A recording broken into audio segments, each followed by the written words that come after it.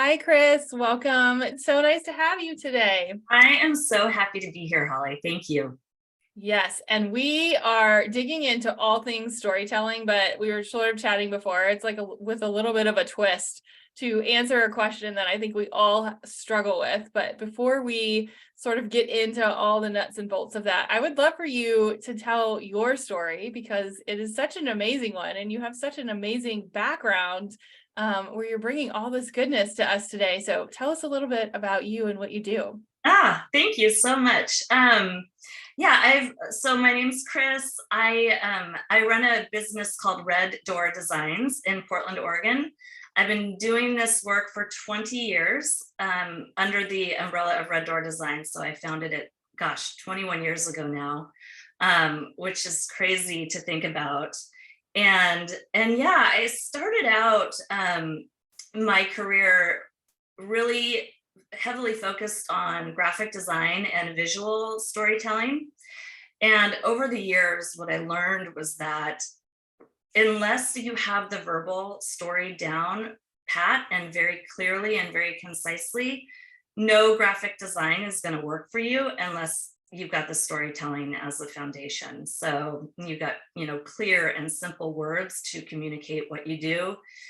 That's really the key. So I really shifted my focus to be all about the words, that you use. And what I found with my clients was time and time again, I would say, okay, you come up with the copy and then, we'll kick off this design project after you've done that. And they would be like, well, what? What do you want? How do I do that? And I'm like, oh, you got this. Like, you can do it. We're going to start the project on this date and you've got it. And then the date would get moved back.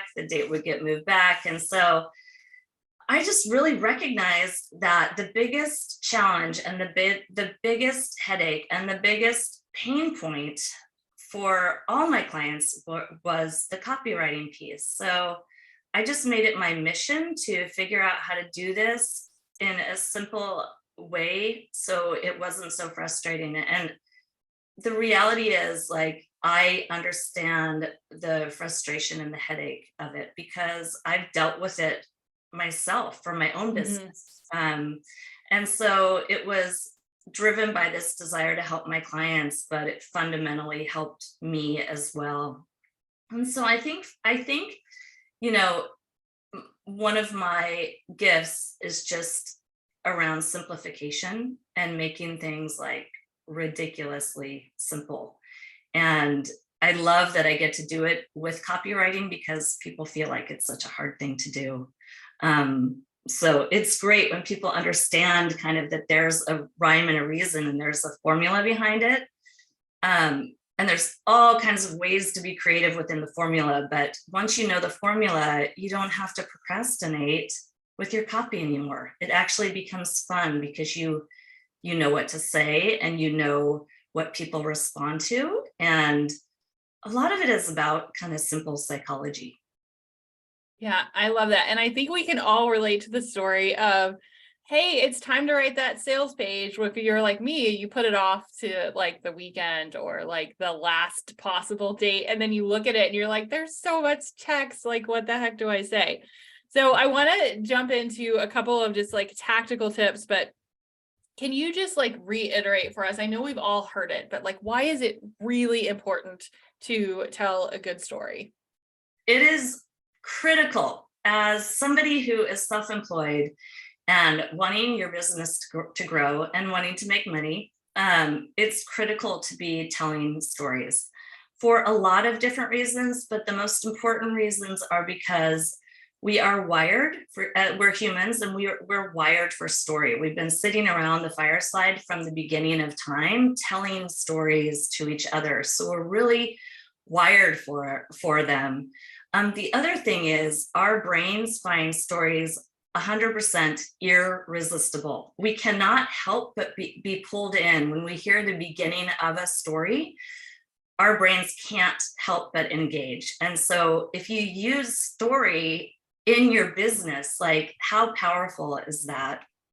And then the third reason is because stories are 22 times more memorable than just facts. So a big part of being a business owner is about, becoming memorable and helping people remember you. If you're in a crowded industry, especially, and I mean, let's be honest, most industries are very crowded. So how do you stand out? How do you be memorable? You do it through storytelling.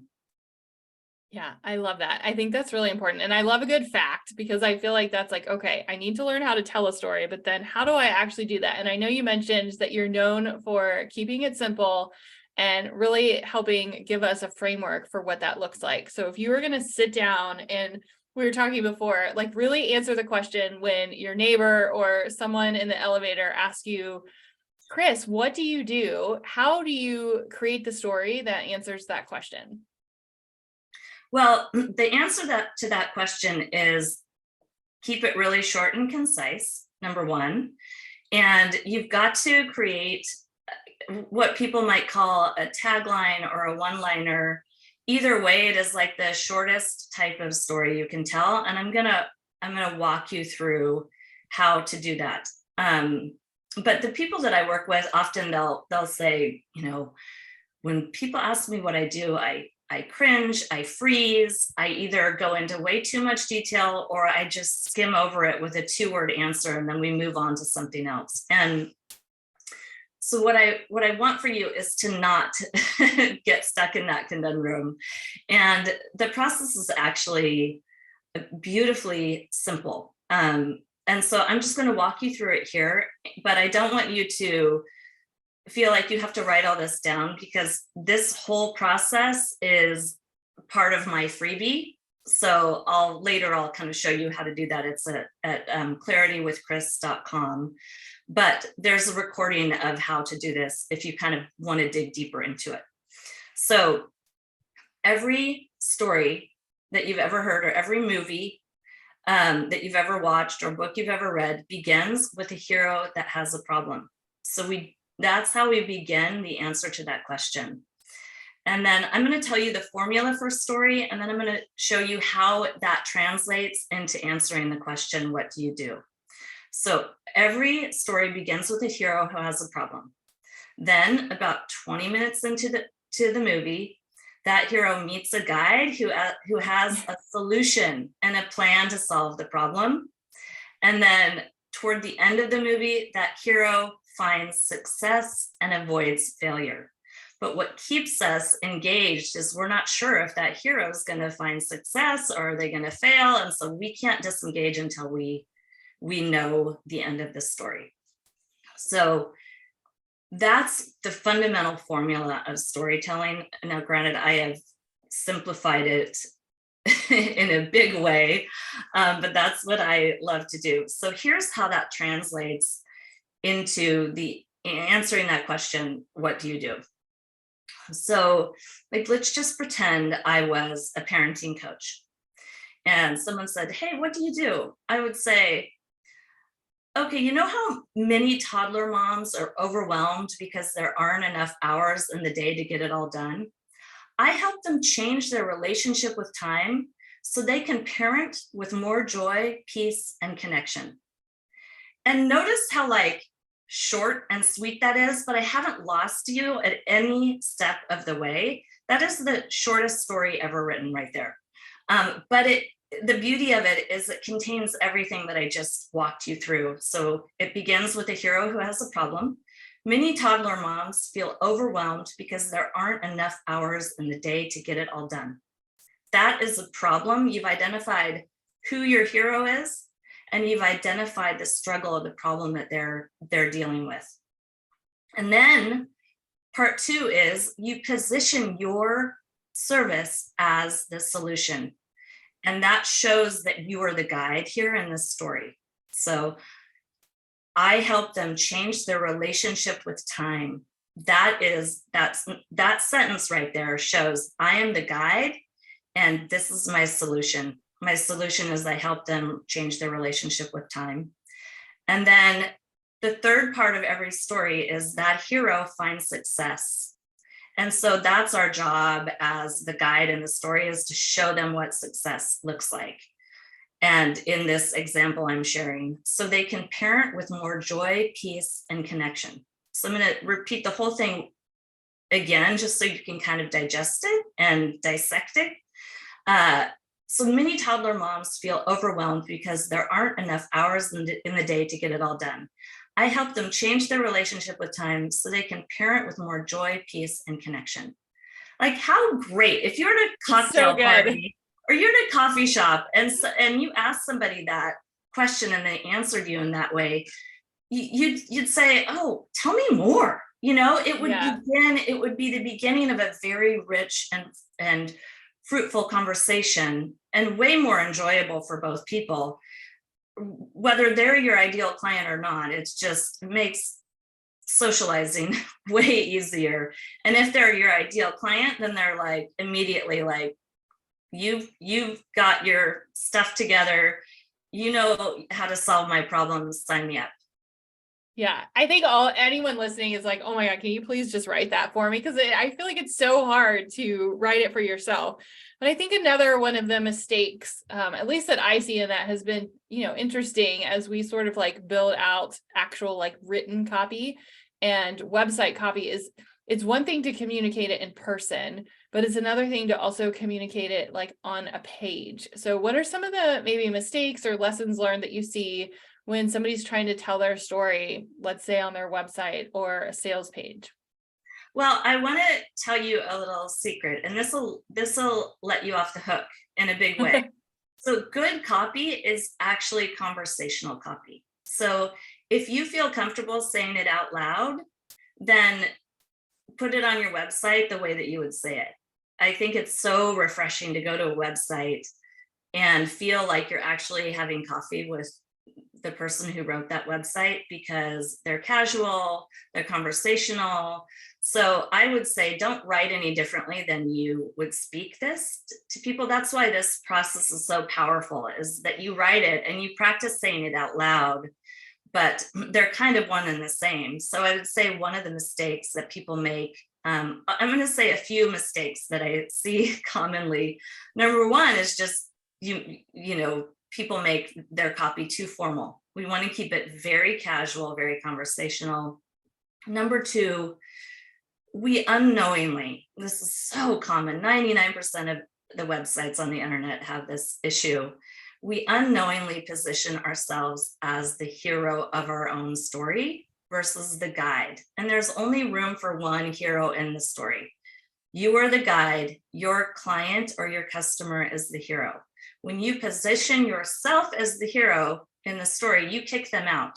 So I'm sure you can relate to this, where you go to a website and you're like, this person solves the problem that I'm looking to solve. And then you get there and you leave after like 5 to 7 seconds. It's because you can't envision yourself in that story. They've positioned themselves as the hero. They kicked you out. You're like, I just don't feel like a connection. I'm going to keep looking. And that's why. It's because they haven't pulled you in with a good story. I love this. Okay, the next thing that I want to dig into is because so often I will hear, well, I just don't have time to write good copy, or that's not necessarily like an income producing activity, which we talk about all the time. But I know one of the things that you teach is being able to tell your story well and incorporate that into your copy is actually a revenue producing activity. Can you get into that a little bit? Yeah, it's the most powerful way to increase your revenue. It is the most important work that you can do for your business. And the beautiful thing is you do the work once, it doesn't have to take a lot of time. And then it keeps working for you like while you're asleep. It acts as kind of like your full-time sales employee that's selling for you 24/7. And when it's done right, people will get on the phone with you and they're ready to hire you. You don't have to spend a bunch of time selling to them because your website copy is doing that for you. So the reality is people do not buy anything from anyone they don't trust and connect with. And I think the most powerful thing that good copywriting does and good storytelling does is it creates a deep sense of connection and trust. And so that's why it is so incredibly powerful. People immediately feel a connection to you. They feel seen, they feel heard, and they know that you're the best one to solve the problem. Mm-hmm. I love that. Okay, so if you're listening and you've convinced us that, one, we now have a framework to tell our story, which I still wish that we could like magically write that for everyone because you did it so well. And now we know the importance. What is like 1 or 2 tips that you could give somebody to just get started on improving their copy or improving how they tell their story in addition to the framework? Well, the great thing is, I mean, the freebie that I've created, it really does do all this for you. I have a worksheet. It makes it simple. The process will take about 5 minutes all in. Like, it is really, really streamlined and simplified. And I hold your hand the whole way. Now, the problem is, and you spoke to this a little bit earlier, is that it's really hard to write for your own business. It's really, really hard. And there's a reason for that. So I want to let you guys off the hook yet again.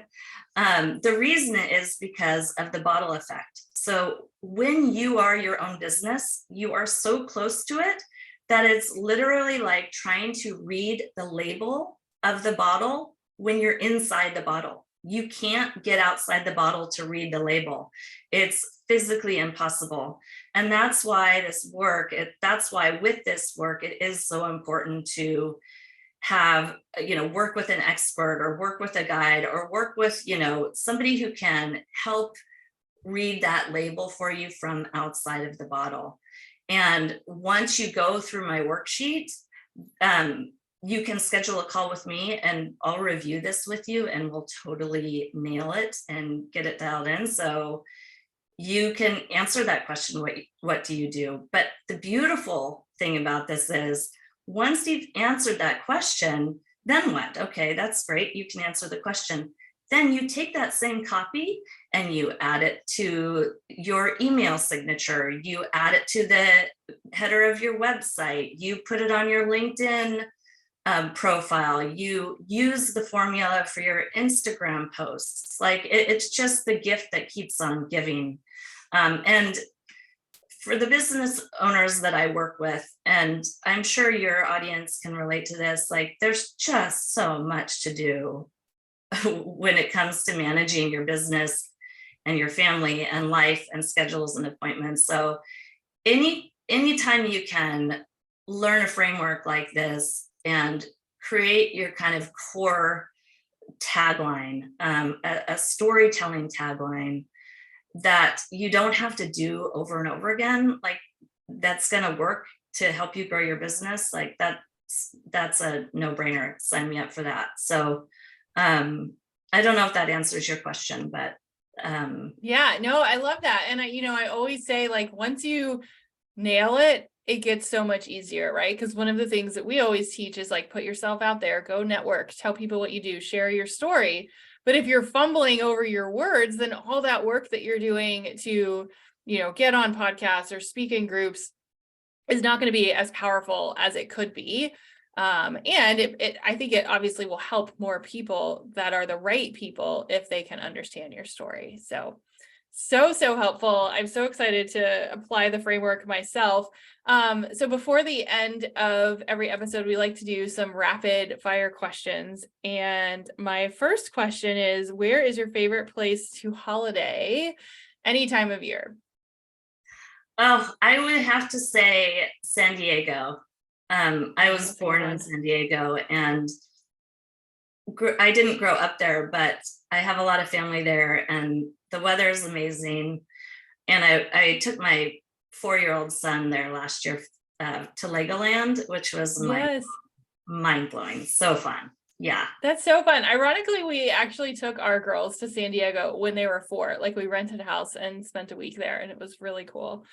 I'm going to change it up because I'm super curious and because I know you've had an amazing corporate background as well. What's the best piece of advice you've been given in your career?